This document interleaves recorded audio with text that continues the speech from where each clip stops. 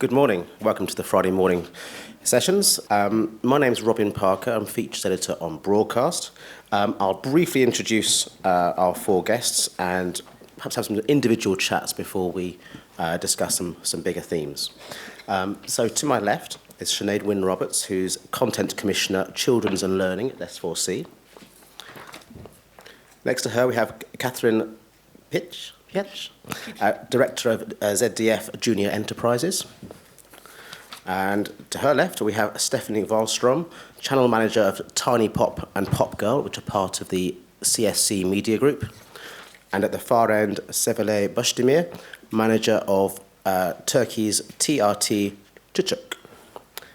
So if we can start with you, Sinead. You've been with S4C since 2012. In commissioning terms, I gather you're responsible for around 10 hours a day? Yes, 10 hours a day on Q. Q is our preschool strand, and Stunch is around 1.5 hours a day, our children's strand. So preschool is the bulk of that. That's 8 hours a day, yes.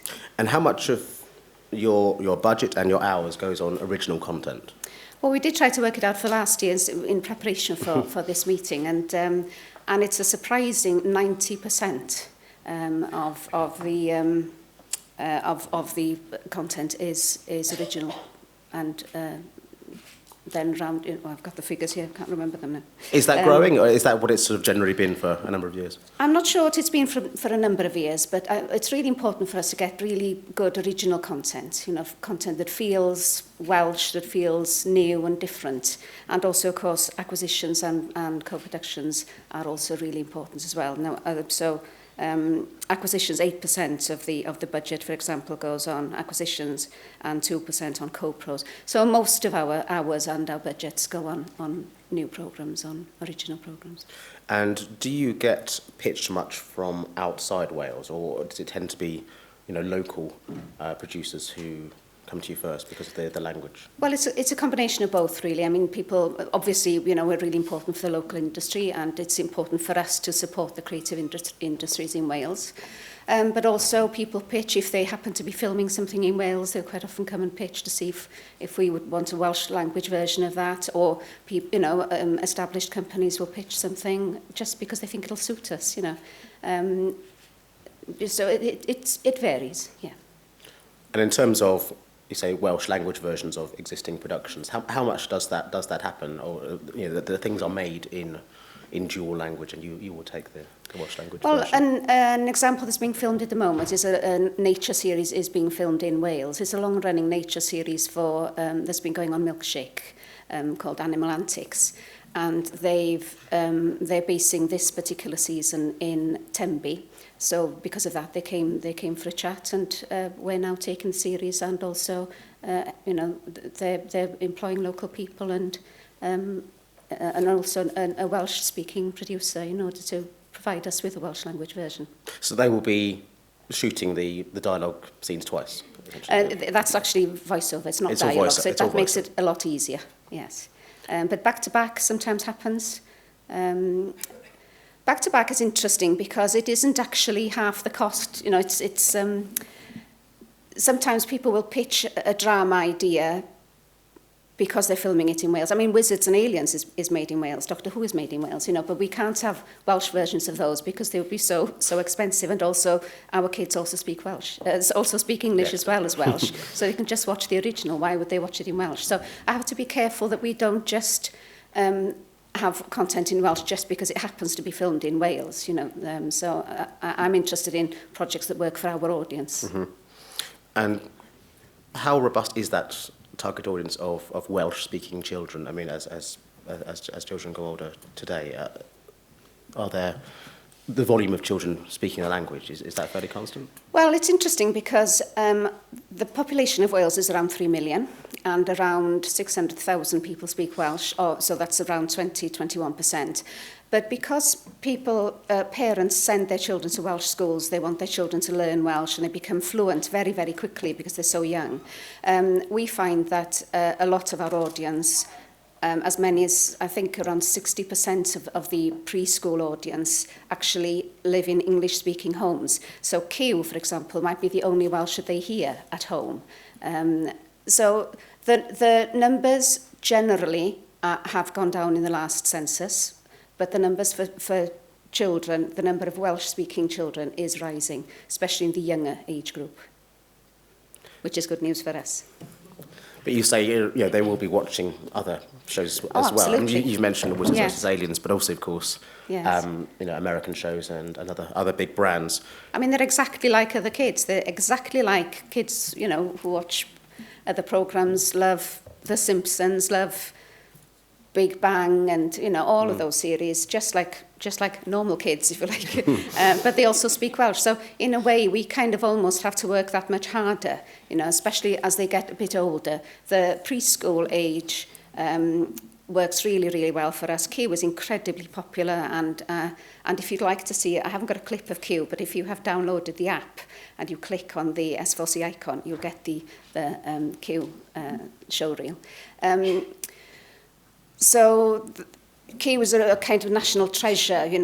Parents love it, teachers love it, kids absolutely adore it. We go out into the community a lot. It gets more difficult once kids are around 8 or 9, just the same as every single other broadcaster. It gets more difficult, and for us, the pull of Anglo-American culture is incredibly powerful, and we have to find ways of doing things differently. And one way that we do that is through digital products. So we've gone for digital content in a big way. We've tried to experiment a lot. I will use gimmicks. I'll use we've pioneered the second screen. 2 years ago, we had the first second screen game show, A Lift, which then developed with Boom to become Ludus, and we also have a Welsh version of Ludus. So I'm really proud of the work that we've done on the digital front, and that we will try anything. We're small, but we'll give it a go. And are you looking at more ideas in that play-along game space at present? Definitely, that's something we can do quite easily. For example, with A Lift, the take-up was really high. I think that the average take-up is around 2 or 3%, and for A Lift, it was around 9 to 10% were actually playing alongside. And I believe we've got a clip of one recent project. Do you want to just introduce? This particular project is quite interesting. I thought I'd focus on this because it first appeared on my desk about 2 years ago, and it was an idea for a drama, and it's called Madron, and it was a pitch for an 8-half-hour drama for kids, and sci-fi, apocalyptic, fantastic story. But I just couldn't afford it, and I can't really compete with Wizards and Aliens. There's no point even trying or even going there. At the same time, I was looking for a project that would work on different platforms, where children might watch something on TV, and then they go online, and then back on TV and do something else, and then a game, and then go out to play, and then come back. So what happened with this particular idea is that it developed. It was such a strong story that it became the vehicle for this project called Madron. If we can see the clip. Thank you. Seren Sawyer's life is about to change. Tanywch. The future of the world is in danger as a virus is released. Mae yn yr air, mae'n troi pawb yn debyg I zombies. There's no place left to hide. Mae ar ben arno ni gyd, Seren. Diwedd y byd fel y mae e. Rhywun, helpwch! It's time for Seren and Ishmael to fight back. But who's behind the attack? Mae rhaid I ni rhoi diwedd ar hyn. Madron, Thursday the 22nd of May on S4C. And after the program, download the app to follow the story and play the games. s4c.co.uk/Madron. So that started as a 10-minute episode, animated episode, fully animated, really lovely style. And then straight after the episode, you could download the next version as a digital comic. This digital comic has games, animation, music, sound, dialogue. It's not fully animated, but it just has the feel of something that's in the same style. And what we did was that we had this as a Madron event over 4 weeks. So the next week, the second episode was launched, the third episode launched, and then the fourth episode. So it started on TV and then became a comic. And that really has done very well. I mean, it's only just been on, so I don't have any figures and so on yet. But in terms of trying something new, it was really, really exciting. And everybody who worked on it were so enthusiastic. And that came from the main story came from the writer Emma Collins, who doesn't speak Welsh. She was working with Glasshead, who are based in London. They then teamed up with Cube, who are a Cardiff company, and who made all the games. And it was just kind of a really excellent way of seeing different companies working together. Great, and the sort of the action tone of that fits in with the sort of narrative? Yes, I mean, we were going for the older end of Stunge, so we were going for the sort of 10 to 13-year-olds. It's quite dark, the whole story is really quite dark. But it is a very, very good story, and it does drive the whole it drives everything. And I found this so fascinating. Even in this digital age where you can just download stuff and play with games and so, the story actually really drives kids. And when we saw children playing it, it was the story that drove them on. They wanted to know what was happening. They could have just gone to the games and played the games, but they didn't. They actually wanted to know the context, and I thought that was really interesting. I'm very proud of that project. And, we've got lots more. And interested in playing around with different formats. But the interesting thing about that is that in terms of cost for, a value for money and cost per hour, we had to find a different way of kind of costing that. S4C is a public service broadcaster. We had to be very careful how we spent our money. And rather than seeing that as a project that was a 10-minute animation, we came up with this way of looking at it where, well, it's an event over 4 weeks. All our live programming for children were also playing into it and doing reviews, and we had flash mobs and that kind of thing. So there was a lot of stuff happening off screen. And so we sort of worked out that would be probably around 10 hours of gameplay and reading, and if you joined in. So you almost have to think of it in a different way. I suppose, ideally, if I was completely honest, if we had more money, I would have liked an animated episode to finish off. But I really don't want to sit here and say, oh, look at us, we're a small channel, and, we all speak a funny language that a lot of people don't understand, and we haven't got any money. We're actually out there, we're doing lots of really exciting stuff, and I'm really proud of the companies we're working with. And is that a project that you've talked to, whether it's BBC or other broadcasters, about taking it on in the English language? The way that was funded was that some of it came from my PSB TV budget, some of it came from our digital PSB budget, and also our co-production fund invested in the format. So S4C now has a stake in the format as well. And I understand that they are talking to other broadcasters. Great stuff. Okay, well, let's move on to ZDF. And Katharina Pietsch joined ZDF Enterprises back in 2003 as a trainee. Now you oversee co-productions and investments in kids, youth and family programming. Now, I understand you have a number of sort of key UK titles within your schedules, things like Wolf Blood, things like Junior Dance Academy. How do they perform on your channel, and how do they sit alongside commissioned content? They work really well for us. Actually, we are quite experienced in international co-productions and have been doing international co-productions on the European scale, but also with Australia or Canada for about 25 years, because it's basically a way of getting high-quality programming financed that we couldn't afford on our own. So it sits really well with all our local content. On the fictional side, dramas, etc., we have very little pure German local content because it's very hard to finance on your own, and it doesn't travel internationally. So it works well. We kind of have the German side covered, or the local content covered with some animation, a little bit of one or two German drama series, but besides that, a lot of entertainment formats, the documentary, the magazines that are really successful, the kind of scientific or science-based shows. And with the drama series and the international co-productions, we have a nice mix in it. They work really well for us.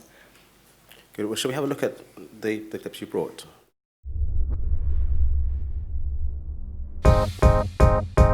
Hey love, there's a lot more left to say. We're on a trip and we're sharing the same way. Yeah, I know it's a foolish thing to say, but I'm gonna say it anyway. What do you know? I'm here for loving you. What do you know? Oh, I'm not playing it cool. What do you know? I'm here waiting for you. What do you know? Oh, nothing that I'd rather do. So a great mix of shows there. I mean, what sort of UK content does work well for you? Is it really across the board, across your channels? Yeah, ZDF is only broadcasting the kids programming on the Saturdays and Sunday mornings, but we also run Kika, the German public service kids channel, together with ARD. So all the content that we acquire, co-produce, or commission actually goes on both platforms. It goes on ZDF and on Kika. And Kika runs daily, so they have a lot more demand for programming. And as I said, couple of things, the UK content we have is, for example, Wolfblood or Q Poodle 5, those kind of things. And they work really well together, and with the other stuff we have. I think it's a very international mix. For UK producers sitting here today, what's the best way for them to approach content for your channels? Is it to think about co-production partners from the start? Do you hear an idea, think that works for you, and then discuss co-productions? Yeah, it can be anything. We're quite flexible on how we acquire programming. We can do pure acquisitions once something is finished. We can do co-productions. We do commissions. If you want to do co-production with us, it's great to approach us quite early on with your ideas. And as I said, we're really open to that, because we really have found in the past years that it's a great way of producing programs. Yes, it can be a bit complicated, and you have to make sure that you have the same idea right from the outset about what you want to get out of it. With different partners, that might be a bit more difficult as if you were on your own, but it's a great way of working. So come to us with an idea, a concept, and what you want to do, and anything from preschool up to teenage, live action, animation is something that works well for us. We do have a bit more girls, so the pure boys action doesn't really work for us that well, but besides that, we're quite open to all kinds of programming. And the schedules, are they quite zoned? There's certain content at certain hours, or is it quite a flexible feel to it? Well, there is on ZDF it's quite structured. For example, on ZDF we don't have any of the preschool anymore. The preschool is going all onto Kika, and they are the market leader for preschool, and that's mostly in the morning and in the early afternoon. They have a live action kind of primetime slot in the evening, which is 7:15 in the evening. But besides that, there's a lot of flexibility actually, depending on what we want to achieve. And this is up to the age of 11, 12? 13, 14, I'd say. Like the primetime slot, we call it 7:15, is we play live action programs like H2O, Mako Mermaids, Dance Academy, Wolfblood. That goes up to 13, 14. But then we lose the audience because the channel is called Kika, so Kinderkanal, so it's kids. So then they move to the commercial broadcasters. And other examples you can give of shows where you've co-produced with the UK recently? I don't know if I can talk about them yet. We have come on board on Scream Street, which is it's a co-production with CBBC, ABC Australia, Coolabye, and Match Factory. So we're going to be distributing that, which is great, and we're really excited about that. Cuboodle 5 has been a super show that we've worked on together with Snapper, and Blue Zoo is producing that. Just finished production, but we're going to do a Christmas special. And Wolfblood obviously is going into its third season. It's filmed at the moment, and we're talking about season 4. Great stuff. So Scream Street, what appealed to you about that? Can you tell us a little bit about? It's a really original concept. It's fun. It's scary. It's spooky. It's crazy. It has an amazing look. And we just thought it would be something that would really fit well into our kind of portfolio. It's a bit different to what we usually do. It's the older target group, which we are really looking for. We're looking for content for that age group, 6 to 9 or older, because we're quite full on the preschool at the moment. So that was a perfect fit, really. And the people working on it as well. Okay. Well, Stephanie Wallstrom, channel manager of Tiny Pop and Pop Girl. You joined CSC in 2010. It's perhaps not a familiar channel for some people in the room. Do you want to just describe both Tiny Pop and Pop Girl and their positioning, first of all? So we actually have 4 children's channels. I just manage 2, and Craig Hunter manages the other 2. So Tiny Pop is our youngest channel. It is 4 to 6 year olds. So we do say we're not preschool, so we don't do the really, really, really young stuff. And it's doing very well. And then our next age group is Pop. We've just moved Pop onto Freeview, and that is comedy, kind of 7 to 9 year olds. And then we have Pop Girl, which is a channel dedicated to girls, 7 to 12, and Kicks, which is a channel dedicated to boys, 7 to 12. And what are the most popular shows on the channels that you run? On Tiny Pop, it's a range, actually. We just acquired Maya the Bee, and that's been quite successful for us. My Little Pony does well. Millie Molly, which we've had for quite some time, always does well. We can put it anywhere in the schedule and it rates. So it's quite a range of shows, actually, that each one of them, it's almost like they take their turns rating well, and then they go in the background and another one comes up. So, and then Pop Girl, Life with Derek always does well for us. Sabrina the Teenage Witch. We have H2O, that just recently launched. And Unfabulous, basically the girl sitcoms do well.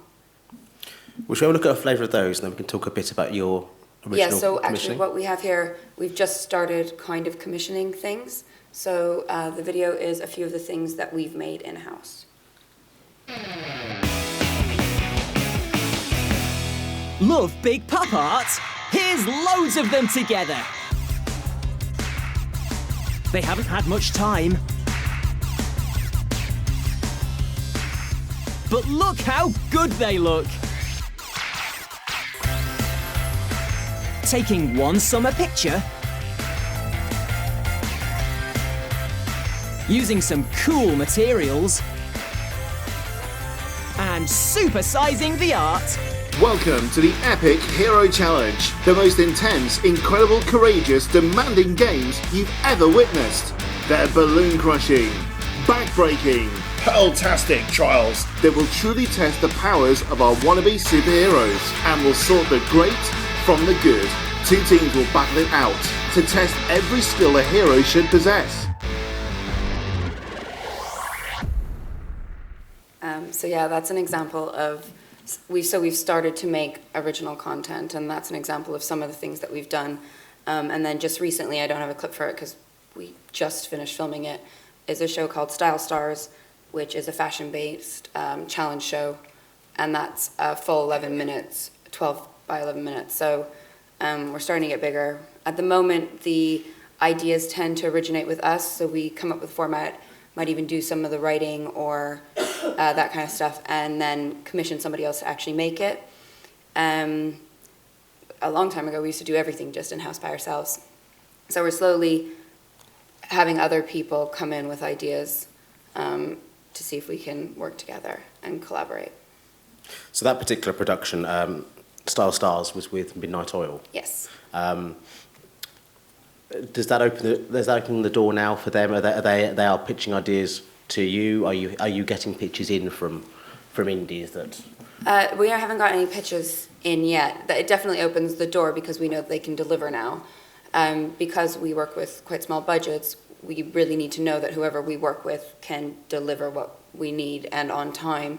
We work in very, very tight turnarounds. Like I started talking, so it was easier because I'd done the development, so we already knew kind of what the show was going to look like, but the turnaround was insane. I think we did everything in 3 or 4 weeks from when I said we're actually going to do this to finishing filming, and it's on air in 2 weeks. So it's very, very quick, which is nice because it doesn't take forever or drag out, but at the same time, it's very quick. And on that particular production then, was that the decision to outsource the production, was that a resource and a scale issue primarily? Yes, so there is only 4 of us in the kids team running 4 channels. And we're primarily acquisitions. So Francesca Newington is the head of acquisition or head of children's channels, and she does all the acquisitions for all the channels. And then Craig and I run the channels as well day to day, do all the planning. So it's just not possible for us to go out and film and do all the other things. So we really need partners that we can work with who understand the channels, who understand the age groups, who can bring really amazing content. Like we work with Steve Wynn on some of the pop stuff and Kicks, and it's just really nice. We have another animation partner in Versus, and they made the Topsy Turvy Tales, and that one was even more ridiculous. I think I gave them 6 weeks from when I first called them to the last one being on air, and they did it all. And we wrote it, but they animated it in record time. So it's just nice to know that meet other partners that we can work with that are fun and understand how we work and understand the channels and want to work with us. And you mentioned budgets being tight or small.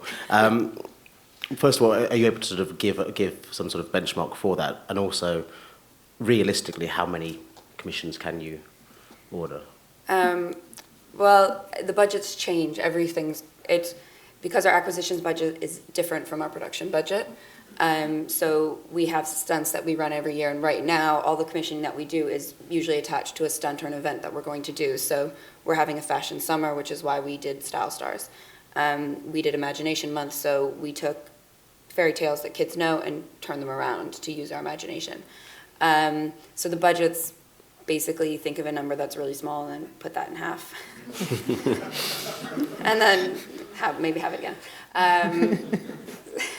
So we don't have a solid number that we really work with. To be honest, it's very, very different. But we can offer production support. We do quite a bit of the work ourselves as well. So we can help with resources. So although the number may not be big, we can help in kind with edit suites, shooting, camera people, writing, all the other stuff that might cost. And you mentioned those recent events or themes.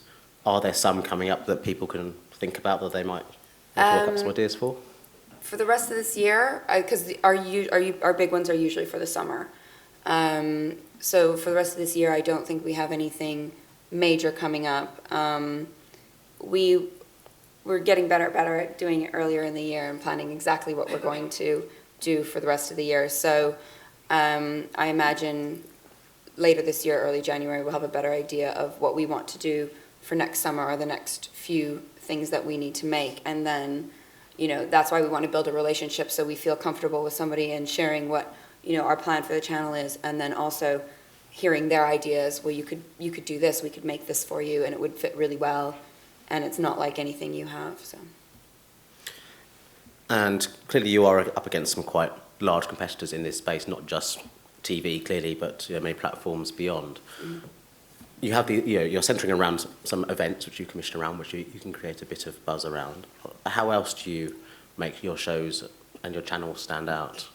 We have our enjoyed? websites, which are very useful, and that's another thing that's very unique in what we do, is that we're very interactive. So the stunts that we do have an online component, but not just you can go online and do it. For Style Stars, it's a challenge show, but the outcome of the show is decided by kids voting online through our website. So, and then they're also encouraged to try the challenges out themselves, send in photos, and then we put the photos on TV of the challenges that they've tried that we've put to the girls in the show.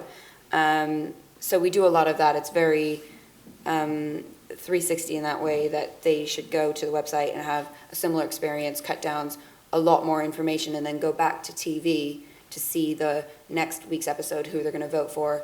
And we do that with every stunt that we do. We did that with Topsy Turvy Tales and Imagination Month. Kids sent in pictures of their imaginary friends, and we put them on TV. So it's very back and forth. So that's usually what we do. We don't really do marketing, mostly because we found we don't really need to. Tiny Pop does very well without any marketing, so we don't really advertise or any of that kind of stuff. Let's bring in Severine now. You helped set up the channel in 2008, I believe. Can you tell us a little bit about the schedule, the positioning of the channel, and the mix of shows you offer from around the world, first of all? Since 2008, it's not a very long way to go, and we're so young, and our scheduling also structured due to the kids' playtime and school time is different in Turkey. Still, we have 2 different sections in a day, and from the beginning, we started to put 50% acquisitions and local productions and in-house productions. But later on, we started to support the local production companies as a public broadcaster, and one of the missions of public broadcasters as it is. And then we saw that they are starting to grow very fast, and they are about to catch the high quality now. And then we saw, now we can say it's more than 80% is in local productions, from local productions, and the rest of the programs are acquisitions and in-house productions. And we co-produce with local production companies, and we, after this six and a half years, we now started to open the windows, open the doors to the other international production companies to produce with the Turkish ones as well. But of course, it would be the best and a good idea to work with a local production company together and to pitch the TRT. And since the TRT still is the only buyer, the biggest buyer in the market, so and since the channel is doing very well and it's the ratings and the shares shows that it's in the top, so we are ready to pitch. So they are just started to come, and they started to come and pitch their projects internationally and locally. And what ages of children are you targeting? 3 to 12. We cannot say preschoolers, but we don't do for very, very early age that we start. We insist on starting 3 and to 12, but in specific projects like kids' news programs, Everyday Live, sometimes we put and we target especially 13 or 14 due to the content of the news. And which British shows have you acquired and play? So far, now it's just a little 30% is acquisition, and we provide the Maya the Bee, the Vikings, Vicky the Viking, and the Heidi. And the Maya the Bee is on air, and it's been quite well so far. And like from BBC, we did In the Night Garden, and it worked well. And now Laura Starr and Nelly and Caesar, and they're doing well. So we just schedule them due to the age group, and we are on air 14 hours and 14 and a half hours. So we started at 6:30 and we stop at 9:30, 10 sometimes. It's not sometimes. It's summertime till September. So we schedule during this period. Should we have a look at your? Yeah, please. It's just to have a taste of the channel and local productions. Çok heyecanlı bir şey bu. Doğru söyle dost doğru. Arkadaşlarını koru. Ciciki. Önünde arkasında, önünde arkasında.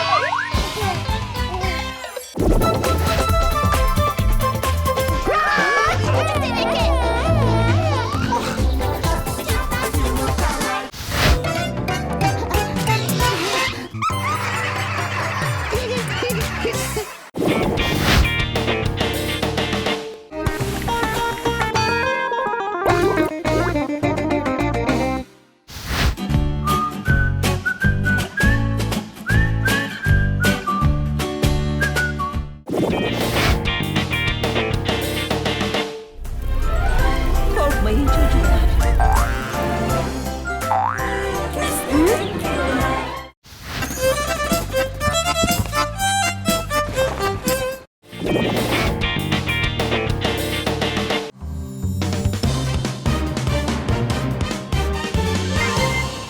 Yapraklarını açar açmaz burada olacağız.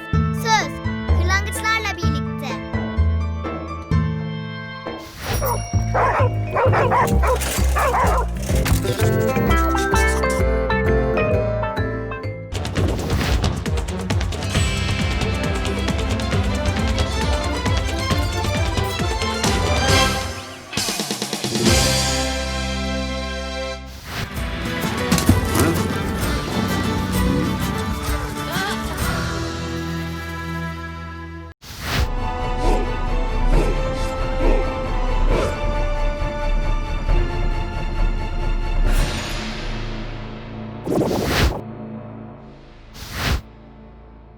You also run a children's and media conference in Turkey every year, I believe. Yes.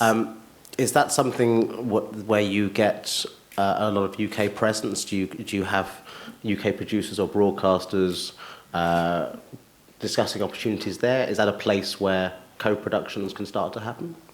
Not yet.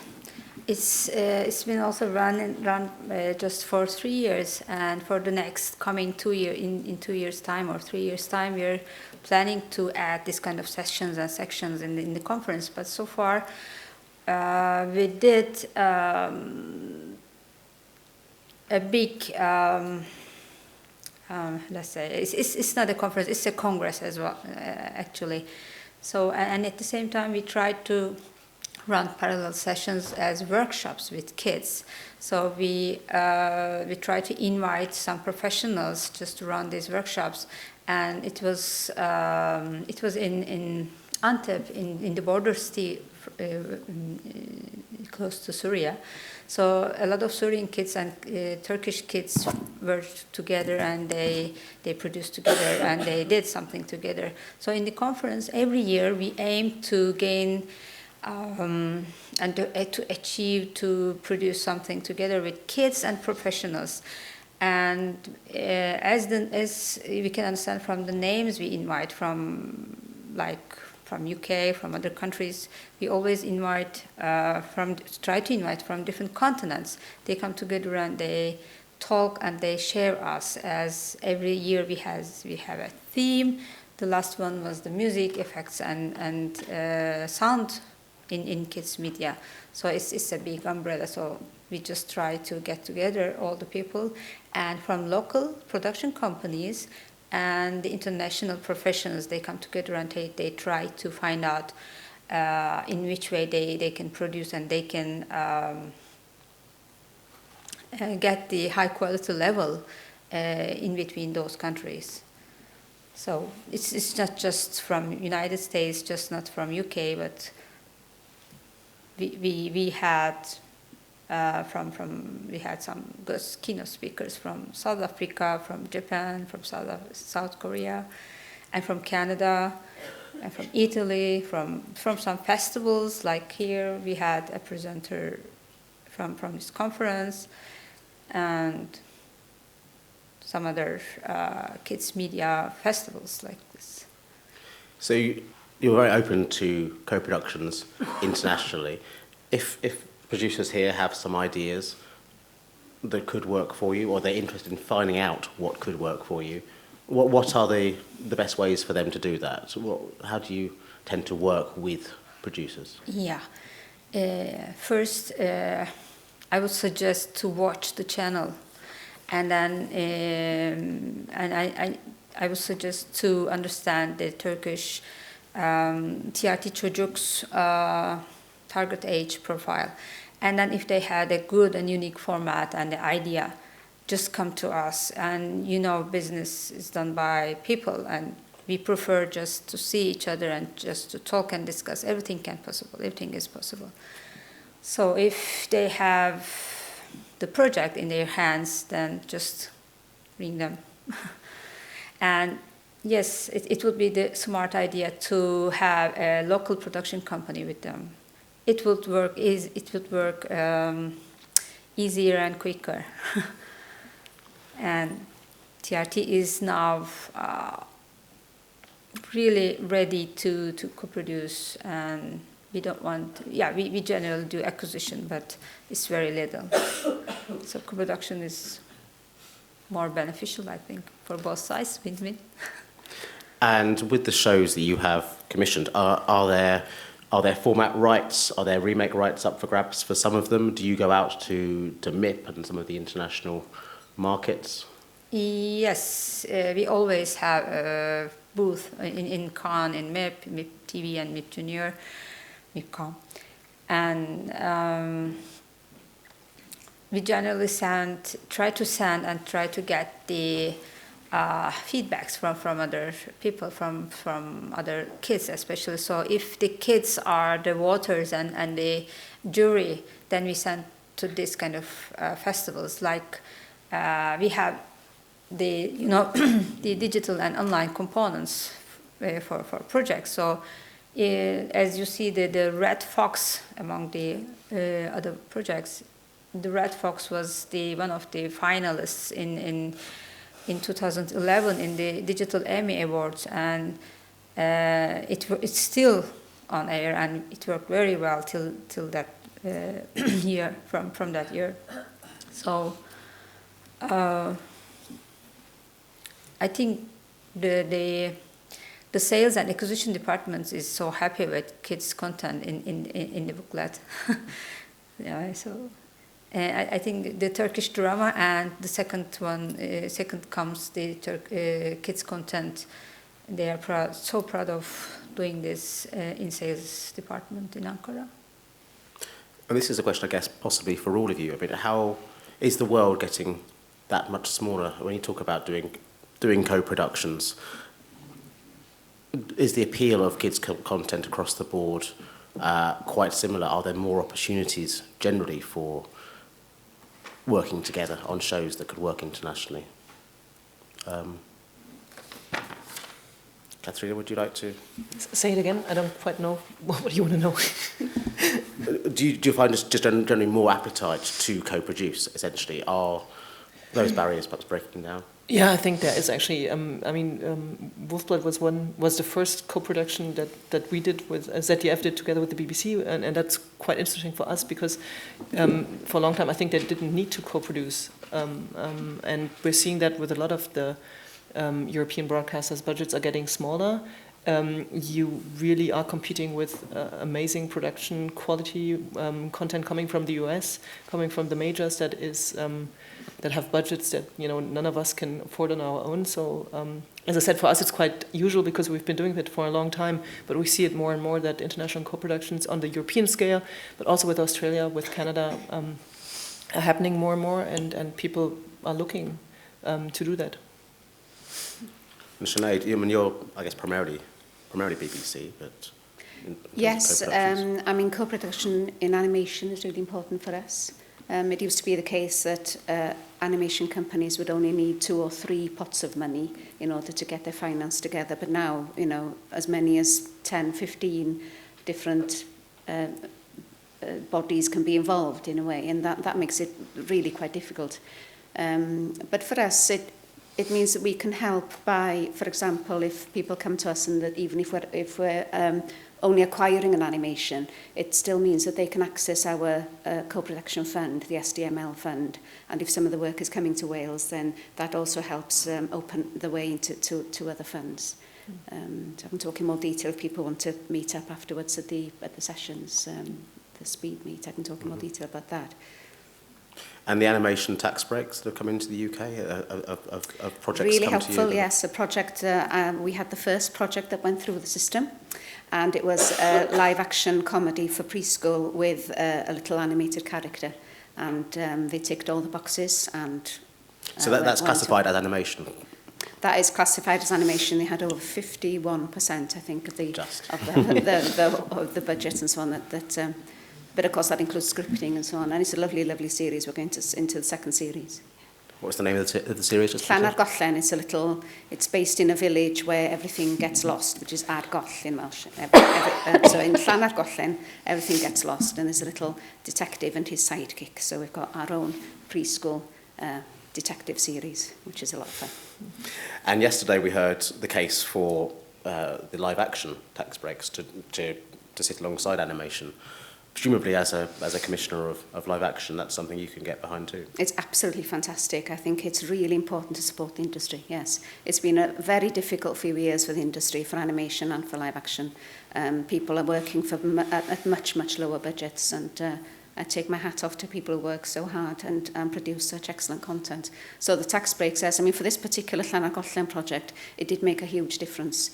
And sometimes, if the project works, we can, well, it wouldn't be my department, but we can bankroll the production while they're waiting for the tax breaks to come through at the end, because it's something that happens at the end, isn't it? I understand. Okay, and to all of you, if we look at how children are viewing your content, we've touched a little bit on some of the multi-platform stuff you're doing. What are your observations for where schedules still a strong part of the mix, where children are watching on demand online, and how you get your shows to them in the best possible way?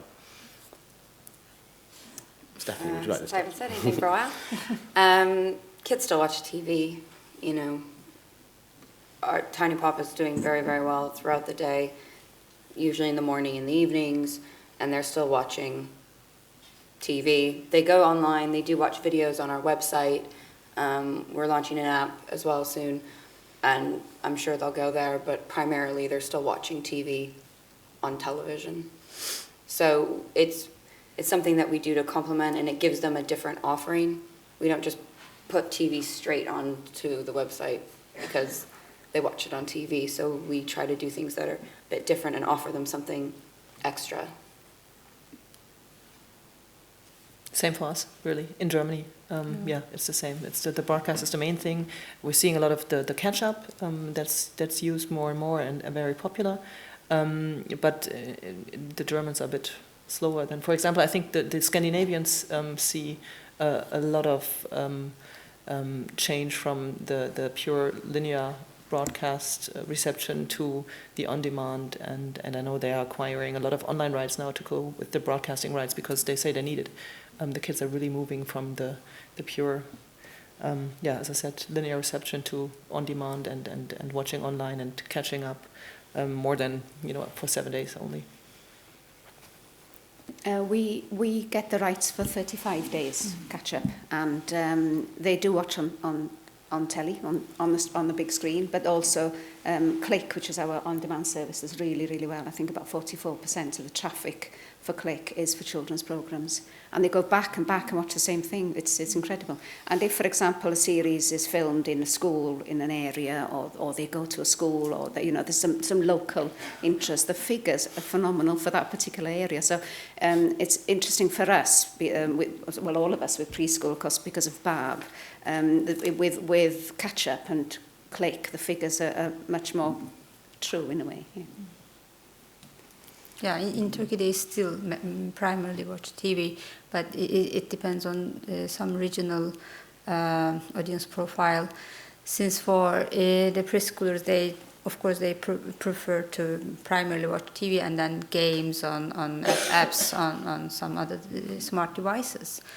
And it's not just putting your schedule on internet. It's not internet TV. Of course, it won't work, but. We try not to compete with the others. We try to run together with the TV. So all 360 platforms, they are all there, and we try to get them their interest, just to make them want to see the other things rather than they could find on TV. So we just don't put regarding video on demand or demanding content. They provide, the production companies provide some different usage formats that they can serve kids with games, with quiz shows, or with some other formats on internet. And they can not just find the whole episode, but they can find some other things, additional sections, or the forums or something. And it brings and it takes them just a little bit far away or further from the TV content and just internet websites. So they work together. We try to run them together, not compete.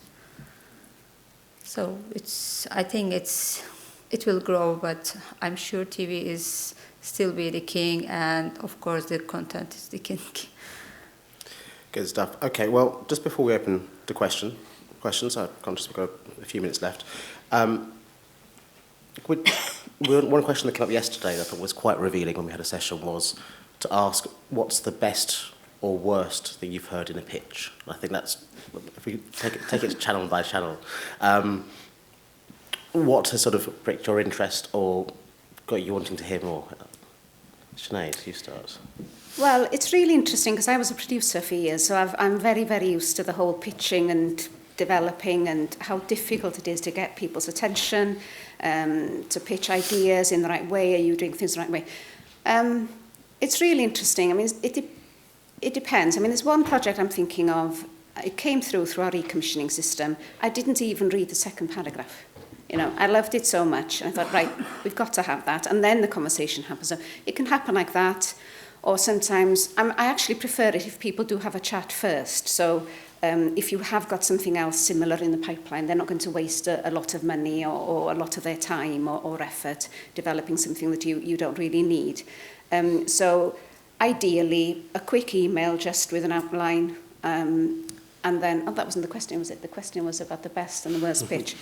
So that happens so the worst pitch I think I had was where people kind of almost desperately saying something like, oh, you're interested in literacy. Oh, I can do you something on literacy. That doesn't help anybody. You need to be focused. You need to know exactly what your idea is. And I'd much rather have a chat with people about one really good idea rather than them coming along with lots of half-baked things they don't even want to make themselves. You've got to really want to make it.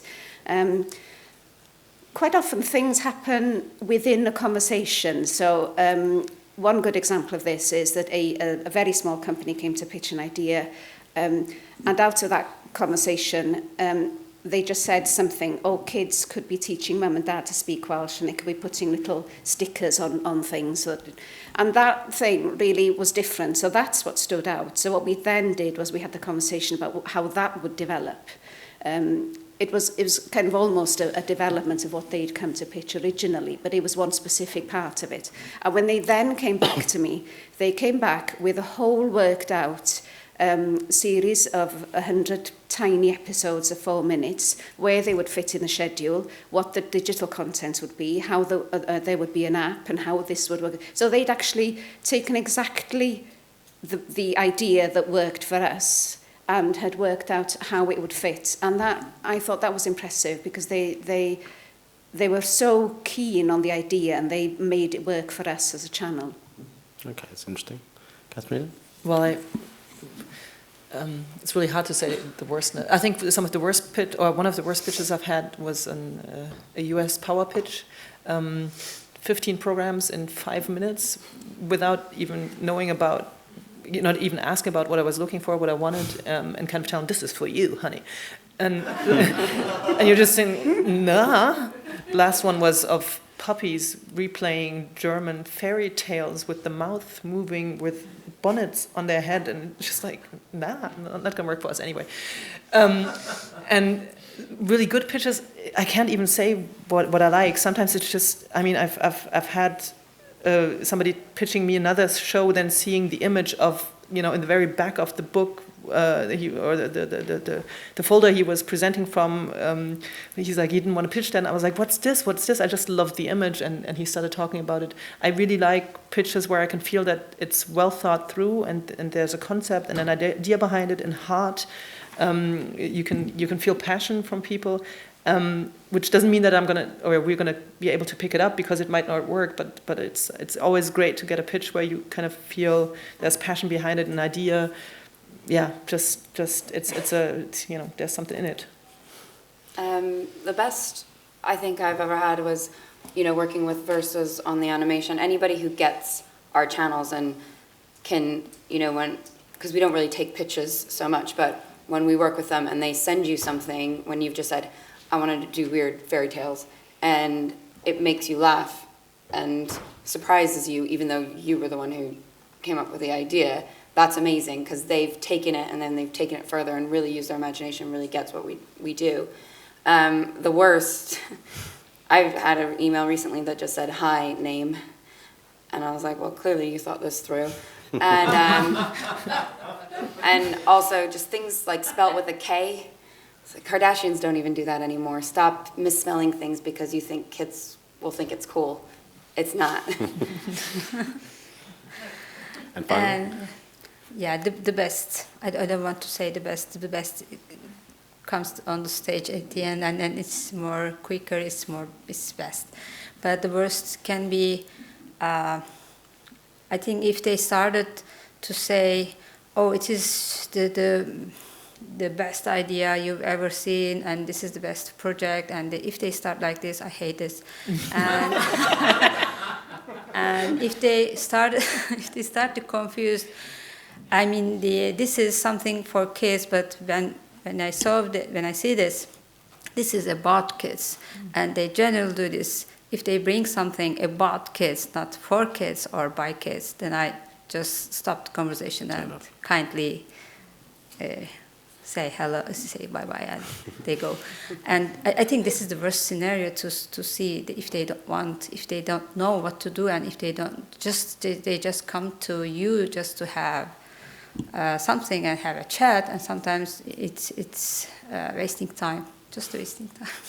Okay, well, there's lots of tips there for the speed dating session to come. Okay, well, just remains to say to thank the panel. Thanks very much.